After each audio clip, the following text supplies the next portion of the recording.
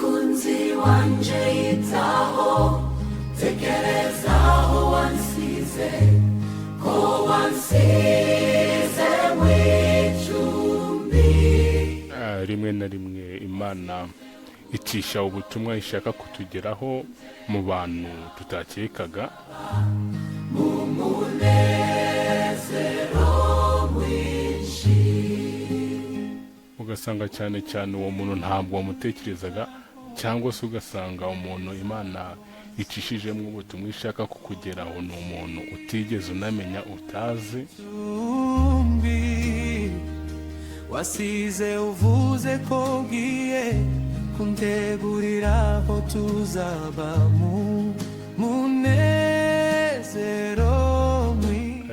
Rero uyu munsi nashatse kubasharinga imwe muri story nasomye z'abantu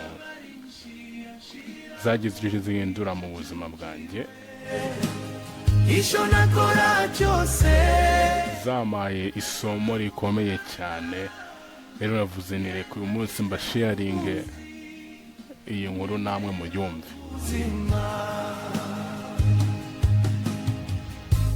buri gihe nisomera urwandiko umukunzi. Umunsi umwe umugabo yaravuye ku kazi arimo ataha ajya mu rugo, noneho anyura ahantu ku kabutike gatoya kari ahantu ku muhanda yanyuraga atashe nyine. Munezero mwinshi hanyuma ageze aho ku kabutike yahasanze umusaza wari urimo akubura mu muhanda nyine akora amasuku. Hanyuma umusaza umbwira ko uzagaruka kutujyana aho hanyuma umusaza amubonye areka gukubura, ahubwo arahagarara aramureba ati iminsi myinshi musore wanjye. intambara nziza zarindira ukwizera kugeza ubwo nzabona. Umusaza yamusuhuje nk'aho ari umuntu azi, ariko mu by'ukuri uwo mugabo ntabwo yari amuzi, ntawe nubwo bari baziranye, ahubwo uwo mugabo yahise agwa muri shock. Ati se wa musaza we tuziranye? Niko yari ari kwibaza mu mutima. Siko mfite umukunzi umenyera ubuzima, nyongerera kwizera dore ndatentebutse umwanzi. Nuko umusaza yahise yiyegamiza nyine mu kubuzo yari ari gukubura. Umwongeri mwiza ubugamo bumugaru zineza ko wansinze, nyongerera kwizera. Abwira uwo musore ati mva musore, ubundi iyo urimo ugenda wubitse umutwe uba uri guhomba ibintu byinshi cyane.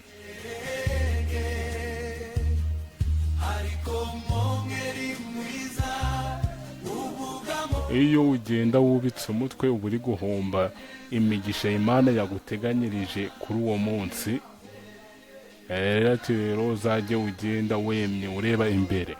Inzuzi zugasendera umukunzi nahisemo cyabo yamepye kugira arakunda nabi. Umusore cyangwa se umugabo yahise abaza uwo musaza ati hanyuma si ubwo ushatse kuvuga iki?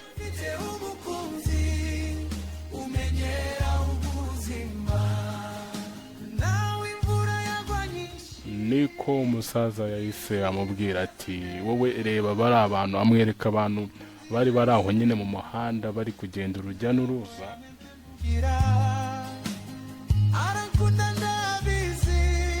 Birumvikana ko mu muhanda haba harimo abantu benshi. Umusaza arakomeza aramubwira ati bari abantu uko bari buri muntu wese afite umutwaro we. Umenyera ubuzima duhitemo umukunzi utumenye ariko nubwo buri wese afitemo umutwaro we, iyo ubitegereje uhita ubona ko Imana hari imirimo itangaje yakoze.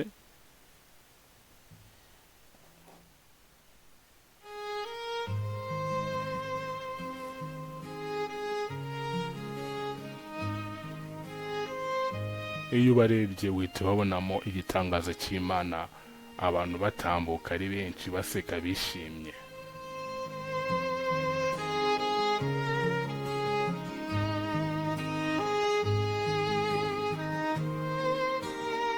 Aramubwira ati rero nawe iyo uri kugenda wemye wabona umuntu ukamusekera,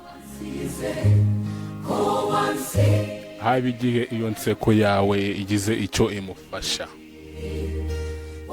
nawe bigatuma aseka.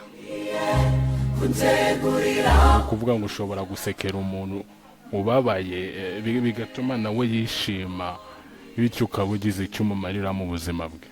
mukunzi wanje unyitaho tekererezaho Ubwo utumye umuntu aseka kandi mutaziranye atanakuzi pe.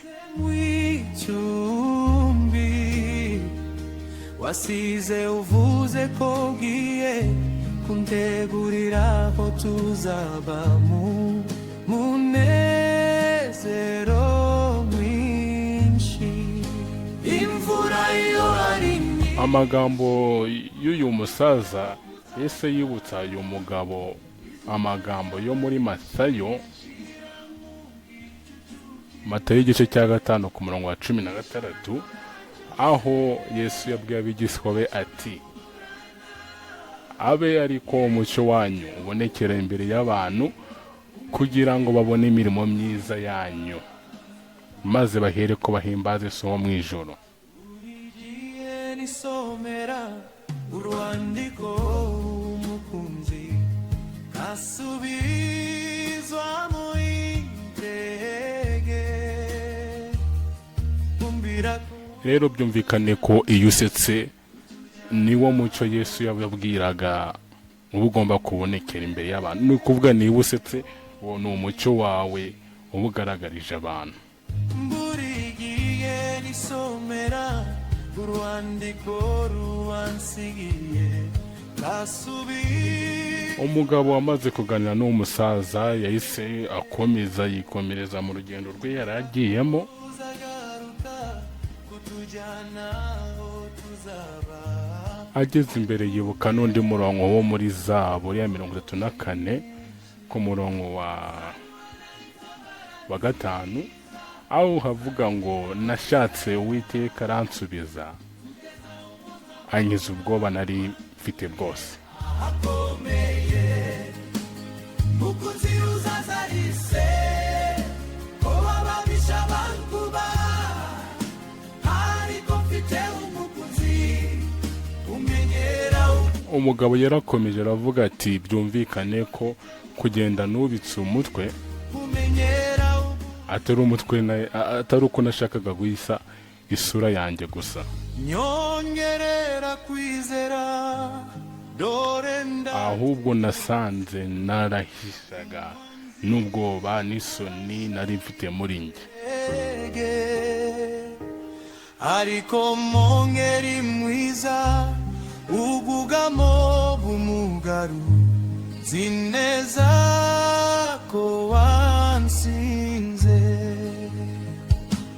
nyongerera Wa musaza wa mugabo utazi, wa mugabo atazi ntabwo yari yarigeze amubona na rimwe, kandi nta nubwo yongeye kumubona ariko mongeri ngo wenda abe yamushimira bitewe n'inama yamugiriye.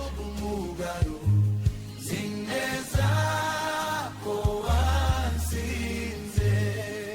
Ariko na n'ubu igikorwa cy'uwo musaza, amagambo make cyane yamubwiye niyo amubeshijeho. Ubugwaneza impuhwe yamweretse amusekera, amwereka ko nta byacitse, ko Imana ikiriho kandi ko imirimo yayo igikora, nibyo bimubeshijeho kugeza na n'ubu. rero ndagira ngo wa muntu we nawe Emma izamura umutwe ureba imbere. yamempempukira arankunda ndabizi Urabona ibitangaza by'Imana kandi urabera abandi umugisha. yemwe mfite umukunzi umenyera ubuzima ziko mfite umukunzi ubuzima buri imbere bushobora kuzakuremerera bugagukomerera, ariko ugomba kwibuka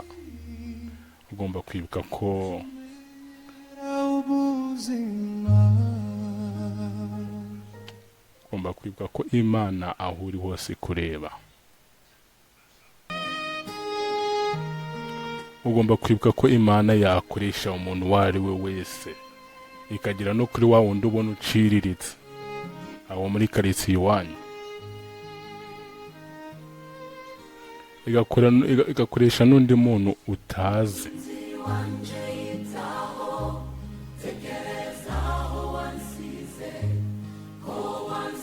kugira ngo Imana ikwibutse gukomeza ugenda ushizemo imbaraga, kandi kugira ngo Imana ikwibutse ko ugomba kugira ugera.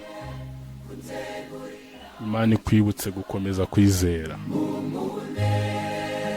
kandi Imana ikwibutse kuba useka umwenyura ku maso yawe hakeye.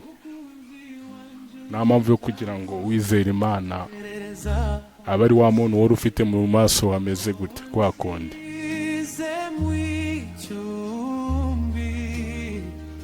wasize uvuze ko bwiye kandi niba inkuru yakuryoheye guma uri update, ukore subscribe nyine kugira ngo inkuru nk'izi zizajye zikugeraho umunsi ku wundi, inkuru zikongeramo imbaraga ndetse zikanadutera courage. Ndagushimiye.